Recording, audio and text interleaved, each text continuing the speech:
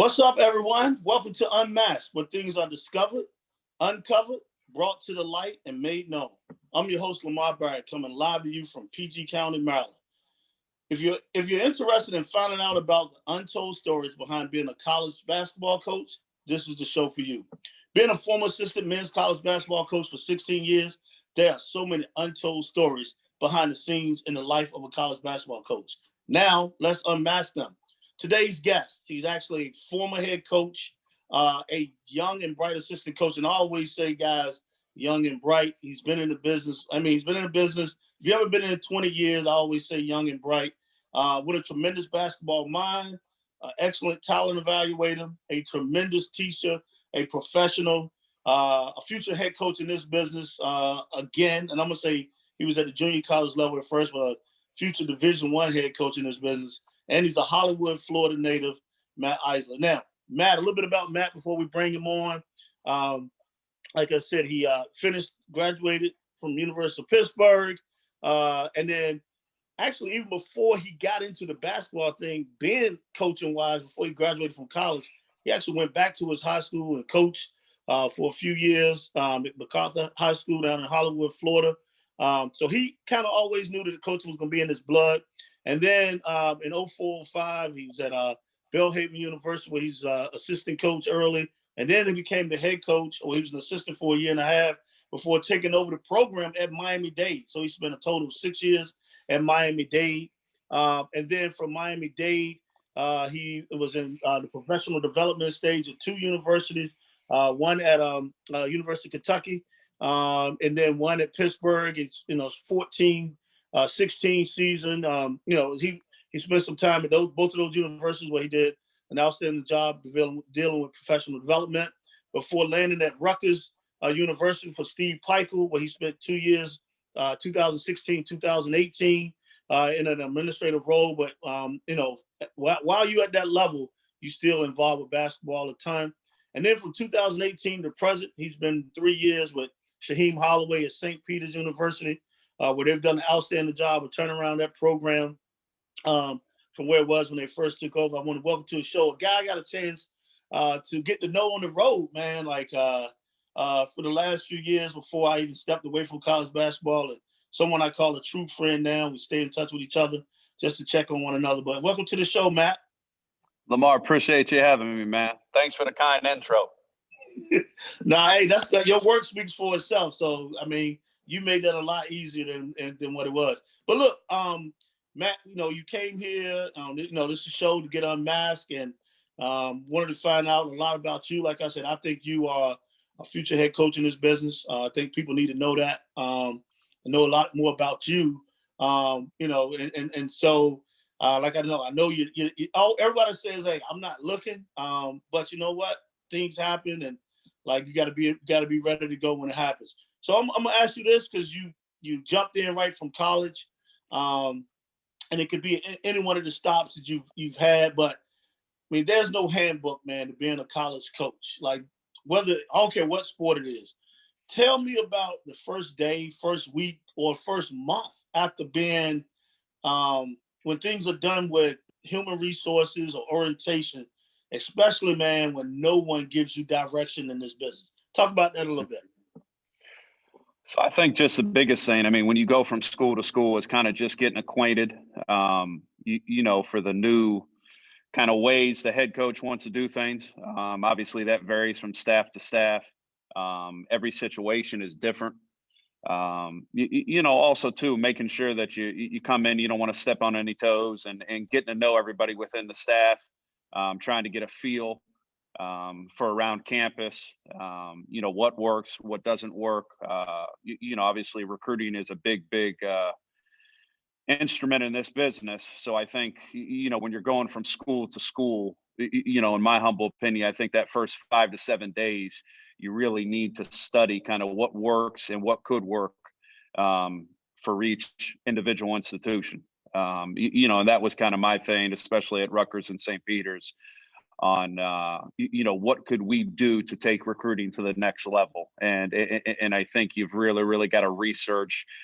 You've got to know what works for your head coach. You've got to know what works for the program. And then you've also got to kind of envision the program that you're trying to build. Totally agree with you, Matt. And you mentioned something that actually goes right into the next question. Recruiting. It is the lifeline of college athletics.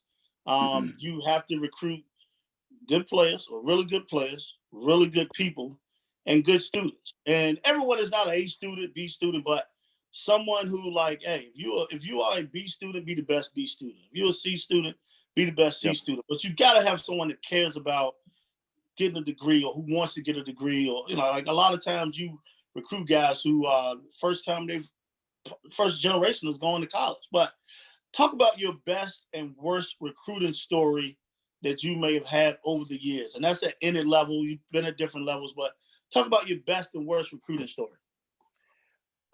I'll tell you what, Lamar, I've got some fairly good recruiting stories, but I may have the best in-game story that I think may put a little smile on your face. So obviously I won't mention the young man's name, but I think I was in my third or fourth year at MiamiDade. And they've got a pretty nice arena. We were hosting a big classic.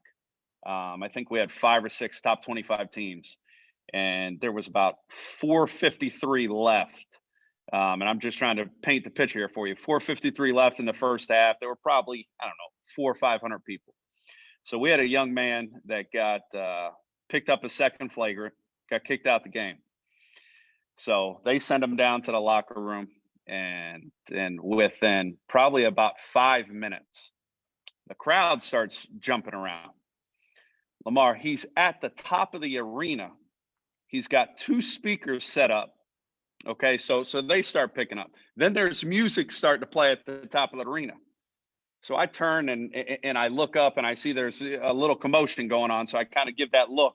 The head coaches give that look to one of my assistants, go up there. So I don't know where he went. I still never even asked him. But within 2.5, 3 minutes, Lamar, he's got about 5 to 7 girls up there. And he's almost got like a club in the middle of the game. They're jamming. He turns the music all the way up. Now the fans start going crazy. And again, there's only 400 or 500 people, but he just got kicked out the game. So finally, the athletic director contacts security. They're dancing. They're going crazy. Security comes up. He runs outside the arena, happens to go back down to the locker room, takes one of his teammates' keys, takes his car 2 streets over, of course, not only hits a car, because he doesn't have his license, he can't drive, he hits a $90,000 Mercedes truck. Meanwhile, this is all happening in the middle of the game. So he takes off, he parks off on the thing, runs away. 2 weeks later, obviously, we give 48, 72 hours to kind of figure it out. And we were able to kind of help the young man. Obviously, that was his last day, as a Miami-Dade Shark. But this all occurred in the middle of the game. He went from, and he was playing well. He had like 16 points at the time, got kicked out the game, started an own little club, a dance studio on top of the arena, ran out, hit a car, and this was all in the span of an hour. It was a hell of an hour for him, man. Coach, did you win the game? We did win the game. We did win the game. We did win the game, or I think I would have went nuts on my staff that day. But it was a great story. Oh man, that's a great story right there. You're young, and you have been an assistant a couple of years. I mean, what, 2 years, 2.5 maybe. But you're named the head coach at Miami-Dade. So you're excited to have your own program. You're a young guy. Like, what happens over those next? Obviously, if it was within half a year, I don't know. Yeah. Like, what happens over the next few months? Like, now you got your own program. What I think the biggest thing, what I wanted to try to establish, Lamar, was obviously everybody knows Florida Junior College is arguably the elite of the elite. Really, really good coaches, really good programs. And we had started to turn the page a little to that next level.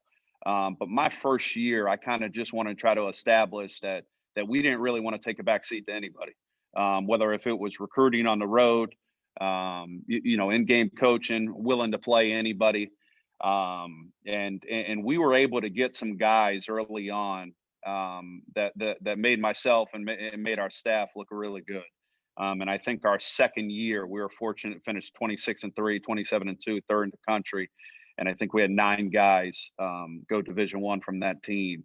And that was just the biggest thing was, one, we didn't want to take backseat to anybody. 2, we wanted to be a program that we wanted to win. But our biggest thing was we wanted guys to move on to 4-year schools so that they graduate from us and then move on and have a successful career at the 4-year school. And then 3, also prepare them for the Division I level. Trying to teach them, obviously the difference of right and wrong. They had to improve study habits, but also giving them a realistic look that some of their behaviors, some of their study habits had to improve. And I think we got fortunate and lucky where we were able to develop a pretty good program at that time. That definitely was the case at Miami-Dade. You were definitely had established a really good program. Scouting, because that's a big thing in college athletics as well. Yep. Preparation. We talk about you can't give kids too much a lot of times because people forget they got classroom work, they got other stuff going on in their life. And when you give them too much, they can kind of tune that out. But kind of talk about scouting. What was your best and worst scouting reports that you can remember over the years that because we all know this. You looking at film, you watch 7 or 8 games, they're only looking at a little bit, but then you're telling, your head coach, coach, he's struggling shooting the ball. He's 3 for his last 30. All coach hears is not shooting it well. And so he assumes when the kid makes his first 2 in the game, what does he do? He turned to you and is like, you told me he couldn't shoot. No, coach, I never said that. I said he's struggling. So talk about your best and worst scout reports you may have had over the years. Exactly. Well, I think you hit it right on the dot. I think sometimes where coaches make mistakes is it's not what it's what the kids can carry over to the court. And I'll just talk about my last 2 spots with Coach Michael at Rutgers and then Coach Holloway here at St. Peter's. It's been very, very eye-opening because they both do a tremendous job of preparing their teams. Different styles, different ways to go about it. But they're both very, very thorough, perfect example. You just said shooter. We have a thing here at St. Peter's where we don't go below capable shooter because at the end of the day, it's like you said, a kid can come in 1 in 21. And it just so happens if you're a scout, he comes in and hits 2 threes and the head coach is looking at you like you're crazy. But yeah, my last 2 spots, I've been very, very fortunate because Coach Pikel and Coach Knight and Coach Hobbs and Coach Young do a tremendous job of scouting. And I think we do a good job here as well. Coach Holloway and Coach Morton and Coach Ryan Whalen, have done a really, really good job scouting. And I've tried to take something from every single one of them from a scouting purposes, and especially here. We're very, very thorough all the way down to the final detail. And I think Coach Holloway does a really good job of implementing the style that he wants to play offensively and defensively. Awesome. Hey, what's the biggest challenge, man, you think you've experienced since you've been in college coaching? St. Peter's for sure. We're very fortunate, really, really good people. Really good support from the administration, but obviously it has its limitations. And Shai, myself, and the rest of the staff, we've gotten to the stage for recruiting. Listen, if you're one of those guys where you're looking for pretty grass and fancy shower heads and nice buildings, this ain't the place for you. But if you want to grow on and off the floor, you want player development as one of the main features of your development. If you want to take care of business in the classroom and have a chance to be a professional athlete, then this is the perfect place for you. And I think Coach Holloway and the rest of us have done a really good job of trying to pinpoint what works for us. Because like I said before, Lamar, you can't recruit the same at every single institution because you got to know what you can sell and what you can't sell. So true, man. You're 100% right about that. Now, do you ever find that there are things about you that people might misunderstand? What are they? That's a great question. Shit, that's $1 million question for me. I think sometimes, Lamar, you know how it is when you're kind of you have an aggressive style and a direct style. I think this is, as you know, is a very judgmental business. And I think sometimes people could take things the wrong way. Like, perfect example, at Miami-Dade, I wasn't one of these guys where I led people on. I was very direct. Hey, listen, you got no chance at this one. You got no chance at this one. Where you know how it is, you've been on the road and we've recruited kids for years. And at the end of the day, we had no chance at it. So I think sometimes people took that the wrong way. And again, we're in a profession where you're kind of taught and told where always got to say the right thing. You've always got to kind of be laid back and things of that nature. And that's never really been my style. Now, year in and year out, I've always tried to improve as a person, but I have came to the realization I am who I am. I do have an aggressive style, but I think the people that really, really know me, the two things that they would describe about me is I'm extremely loyal and I'm very grateful for everything that I have and everybody that has helped me along the way. Awesome, man. Like, we're all educators in this business. Yep. What would you try? What do you teach your players besides basketball? It's funny, Coach Holloway and myself and the rest of the staff, I mean, we are constantly, to be honest, Lamar, 2-3 times a day, just trying to get these young men to understand they call it the real world for a reason.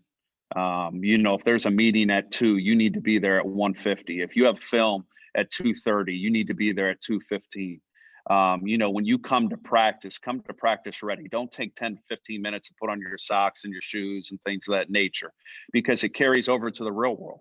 And also too, whether if you're in high school going to college or college going to graduate school, take advantage of this time because it's the best time of your life.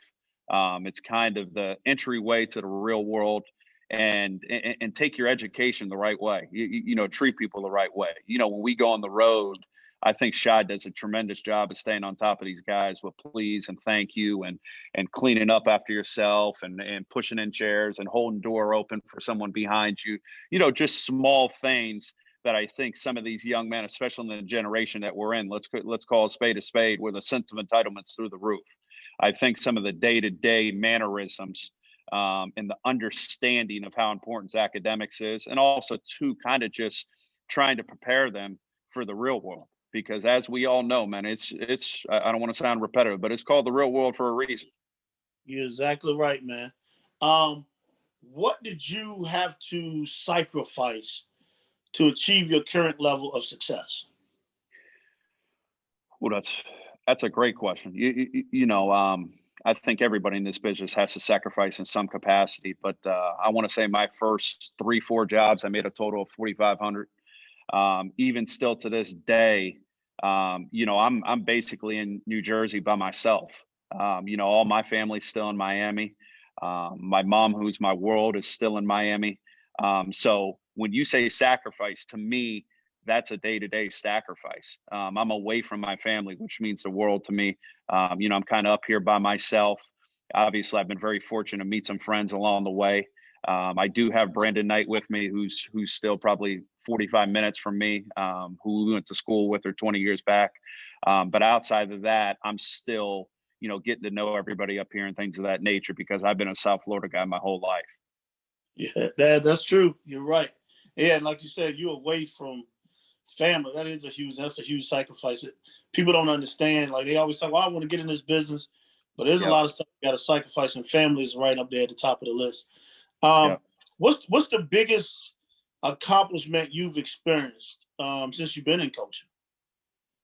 I'll tell you what, it's great question. Again, been very fortunate, but I would say probably the most rewarding was the graduation rate that we had at Miami-Dade.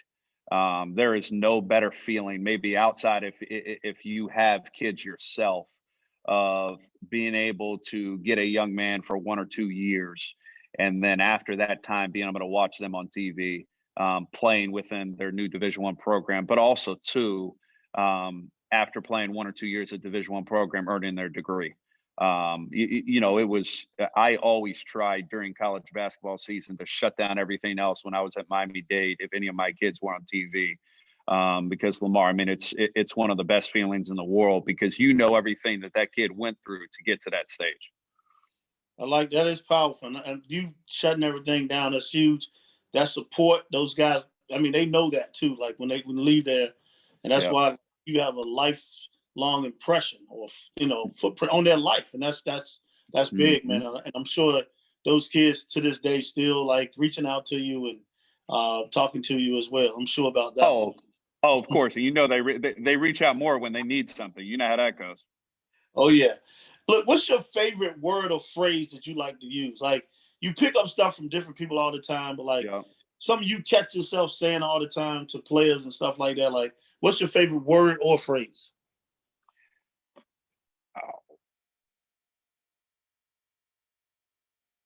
Mar, you there? I lost you for a second. I don't know if it's a word or phrase. I think, and I've went all the way back to Belhaven, Miami-Dade on this. I mean, just be grateful for opportunities, man. Don't strand any opportunity. And every single time you step on the court, play like it's your last time. And then also too, recently, as I've gotten older, the message of taking academics and understanding how to grow as a person for the real world's been huge. And I think that's why Coach Holloway and myself and the rest of the staff are always eye to eye on that, because he does a tremendous job really trying to prepare these kids for the next level. Awesome stuff. What's the best piece of advice you've ever been given? Two, I would say. I think in this business, Lamar, a lot of it is about pedigree. A lot of it is about former players. A lot of it is about who you know. So when you're normal guys like you and I, and you're kind of starting up from the bottom, you want to try to get your hands in every aspect of the program. You want to try to learn everything aspect in the program. But if you're a young guy trying to get in, don't ever fool yourself. It's about the players, and being able to recruit players to your institution. So I think the best advice that I was ever given, and I try to give to young fellas now, is you don't have to be on the road to be involved in recruiting. Wherever you're at, you need to make sure that you know who all the money makers are within that state and that city. And that could be from local high schools, local AAU guys, workout guys, anybody that could possibly be affiliated around these kids. I think that's the best advice that I ever got, was consume yourself with recruiting and know everything ins and outs. And that's not just recruiting. That's understanding the academic rules. That's understanding loopholes. That's developing relationships. And as you know, there's a lot of parts to recruiting. And, I know as coaches, we all think we're the greatest coaches in the world, but at the end of the day, the bulk of the time, whoever wins those games are the guys who have the better players. So true. That's all facts right there. What does success mean to you? It's a great question. I think, for me now, success is just getting better day by day, trying to improve day by day. Each time I do a scout, try to get better with the scouting. Whatever institution I'm at, trying to help that head coach achieve the goals and aspirations and kind of the milestones that he has for each individual program. But I mean, it just comes down to day by day trying to get better as a person, in my opinion. Great stuff right there. Now, one thing I know, I'll tap myself on the back for this one, but pat myself on the back. I'm always a good judge or character of people, and you've been as genuine as I know. You're not a self-promoter. There's a lot of these guys out here in this business, self-promoters. But like, I'm gonna give you a chance to do that now, though. If you had to choose 3 adjectives to describe yourself, which would you choose? I would say loyal, grateful, and the third, I'm going to use your phrase there, a little pat on the back. I think I'm a pretty good communicator, and I think that's kind of helped me in all aspects of my life. Certainly recruiting. I would say those are the 3. The first 2 have been 2 of my principles since I was about 10 to 12 years old. I don't have a lot of things, but I have always tried to be loyal and grateful. And I think anybody that really, really knows me would co-stamp that. Those are 3 great ones. I mean, and for you, 10 to 12, living by that, That's awesome. Like one of the questions I like to ask, like, what person or event has had the most influence on your life? There's been a few. You know, Stan Jones is been a long mentor for me at Florida State. He's really helped me through my ups and downs. Dale Hatcher, who is my former head coach at Belhaven. Jim Cox is my former AD at Miami-Dade. Steve Peichel changed my life. And he changed my life from a standpoint of Lamar. He has the it factor for this business, and I've just learned so much from him. Shy and I have developed a great relationship, and I've learned a lot from him. Brandon Knight and Orlando Antigua are probably my two best friends in this business, and have learned so much from them. Many areas, even with Orlando outside of basketball, and then Brandon Knight just with player development on the floor. You know, the two best basketball minds I've ever been around, head and shoulders, is Brandon Knight and Stan Jones, and that's saying a lot. Because Coach Holloway and Coach Peichel and Coach Dixon, you know, people I've been around, been fortunate to be around, but those two guys are off the charts in that capacity. Wow, awesome. And yeah, I've been knowing Peichel 17 plus years now. We both have something in common. We both worked for Howard Dickman.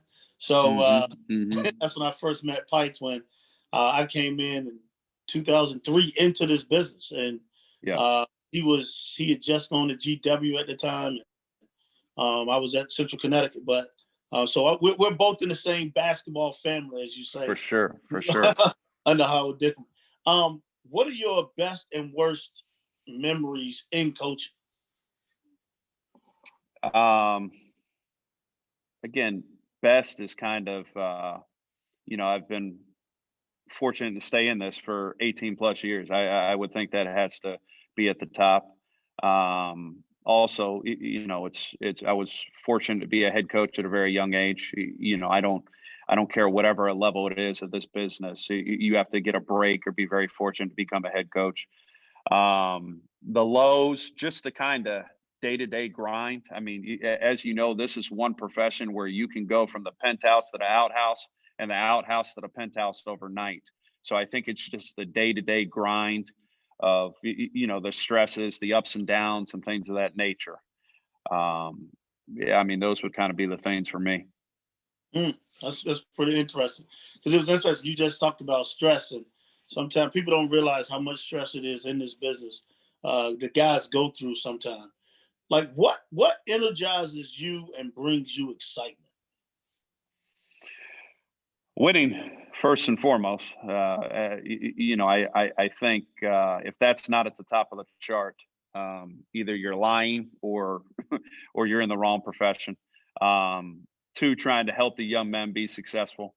And then three, I think it's you know, your self goals of wanting the opportunity again to run your own program at the Division I level. And whether if it's that low D1 and mid-major, if you get that opportunity going to the next level. And then last, I think, again, just trying to get better every single day of all aspects of your life. Wow, pretty good, pretty great stuff. Not just good. When you get another shot at being a head coach, like you were at the junior college ranks then, like what can you take from that experience that can help you, like when you're building the staff? Because it depends on where you are as well. Like that's going to depend on a lot, like who you can hire and things. Like, but like, what type of staff would you like? What style of play? What type of players? It's a little different now because, like you said, junior college now being at the Division I level. Like, what would you envision? Like, what do you see? Well, I think the biggest thing now is just, I mean, you're talking about I was a head coach almost 12 plus years ago. So, you know, the maturity level and kind of where my mindset is at has certainly changed. As far as for a staff, I just think at the end of the day, you got to have guys that understand your vision, want to be in the foxhole with you, that work hard. And then as far as style of play, obviously I want to get the best players that I could possibly get. But I think now something that goes unnoticed by coaches, talent evaluators, scouts, whatever it may be, that we don't talk about enough is, yes, everybody wants someone that can shoot or dribble or create or block shots. But at the end of the day, the one skill that, and it is a skill in my humble opinion, that you cannot teach is a motor. And the kids these days, outside of the DNA dudes, you can't count Kevin Durant, LeBron James, and all those dudes that are DNA dudes. But the normal cats that make the league and have a great deal of success at all levels of college basketball have tremendous motors. And I think if you can get a team full of tremendous motors, you've got a chance to have a really successful program. Because if kids have good motors, usually it carries over to a pretty good work ethic in the classroom, a pretty good work ethic of treating people the right way. And I think, again, I'm always going to try to recruit the best level talent, but having a motor is just an absolute game changer these days. Wow, love it. I love that motor. The word that's not always used today, or a lot of people don't use it. I asked this question because you've worked with some good people. You've had some great people that's been influencing your life. I mean, you mentioned Stan Jones. I mean, Brandon Knight. Like being at Pitt. Being at different places. And I asked this: if you had a chance to sit down with three individuals, and it doesn't matter who these coaches are, past or present, just to pick their brain and see what they thought, how they did things. Because even when you were at Miami-Dade, like a lot of people still came through there and recruited your kids. So who are the three guys you would love to sit down with and pick their brain? Man, I'd love to use the same name 3 different times. Nick Saban is the top of the charts for me. I think he is incredible. Nick Saban would be one. For whatever reason, Tommy Lasorda would be 2. I was always a big fan of him. And then 3, I think, and we've had dialogue on the road a little bit, but I would say Tom Izzo, from the standpoint of I've just always respect how hard his teams play. And then 2, this is kind of try to be a funny factor, but it's so true. I've never seen a Division I program screen the way they screen. They actually set real screens and real pin downs. I just love to be able to spend a week from that simple aspect alone of getting to see how he gets his kids to set such great screens and pin downs. Because as you know, Lamar, kids think they set screens, but 75% of them at all levels don't set screens. And for whatever reason, Michigan State is always off the charts.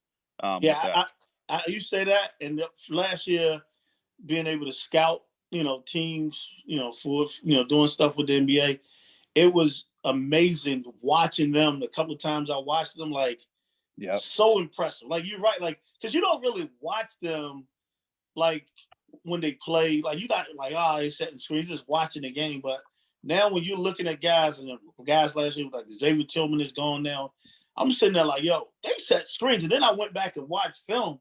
I was amazed by what you're talking about. The ability to set screens, amazing. Nor would you know now, what would you tell your young self to prepare for, not only just as an assistant coach, but as a head coach as well? That's a great question. I would have done a few things different at Miami-Dade. From the simple standpoint, I still would have been very direct, and I still would have tried to help my guys, but knowing how sensitive of a business this is, I probably wouldn't have got as involved in the recruitment, and I would have probably been a little more neutral. That's something that you learn over the years. And this is something, we try to tell our kids, learning how to play the game. And I don't care who you are, that takes time, that takes development. Especially for someone like me, where I didn't play, and basically everything that I've learned in my career, it's been trial and error.